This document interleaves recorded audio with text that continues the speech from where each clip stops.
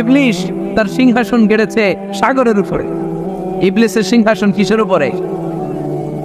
বিশাল বড় সাগর আর মহাসাগরের উপরে ইবলিস শয়তান তার সিংহাসন নিয়ে বসা। প্রতিদিন সকালবেলায় শয়তানগুলোরে মানব রাজ্যে পাঠিয়ে দেয়, যা তোরা মানব রাজ্যে চলে যা, যে মানুষকে ওয়াসওয়াসা দেয়, ওয়াসওয়াসা দিয়ে খারাপ কাজ করা। সারাদিন খারাপ কাজ করার পরে কি কি ওয়াসওয়াসা দিল, কি কি খারাপ কাজ মানুষের মধ্যে ঘটালো, সন্ধ্যাবেলায় সব শয়তান এসে ইবলিসকে বয়ান শোনায়। সন্ধ্যাবেলায় শয়তানগুলো এসে বলে, আমি এক লোককে দিয়ে মিথ্যা কথা বলিয়েছি।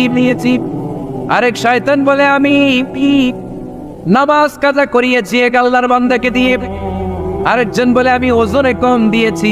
আরেকজন বলে, আমি সুদের ব্যবসার মধ্যে টাকা লাগানোর ব্যবস্থা করে দিয়েছি। এক একজন এক একটা ওয়াসওয়াসা দিয়ে আল্লাহর মুমিন বান্দাদেরকে ধোঁকা দিয়েছে।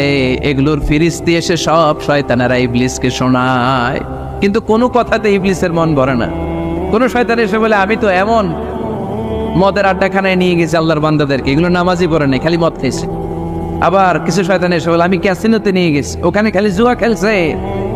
আবার কিছু শয়তান এসে বলে, আমি বাজারের মধ্যে ফরমালিনের এই ওয়াসওয়াসা ঢুকাই দিস।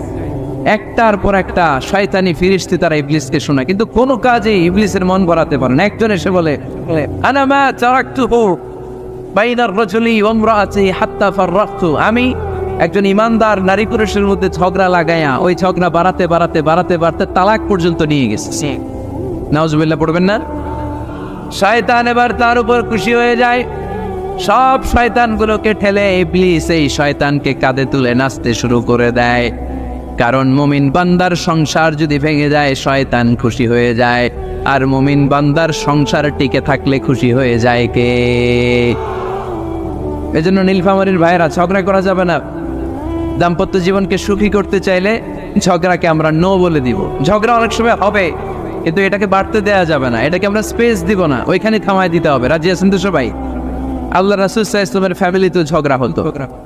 আম্মা জান আয়েশা রাদিয়াল্লাহু তাআলা আনহার সাথে আল্লাহ রাসূল সাল্লাল্লাহু আলাইহি ওয়াসাল্লামের ঝগড়া হতো, হাদিসে পাওয়া যায়।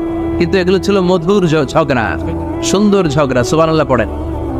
আল্লাহর হাবিব বলেন, ইয়া আয়েশা ইন্নী লা আ'লামু ইযা কুনতি আন্নী রাদিয়া ওয়া ইযা কুনতি আলাইয়া গাদবা। ও আয়েশা, তুমি কখন আমার উপর রেগে থাকো সেটাও আমি বুঝি, আবার কখন খুশি থাকো সেটাও বুঝি।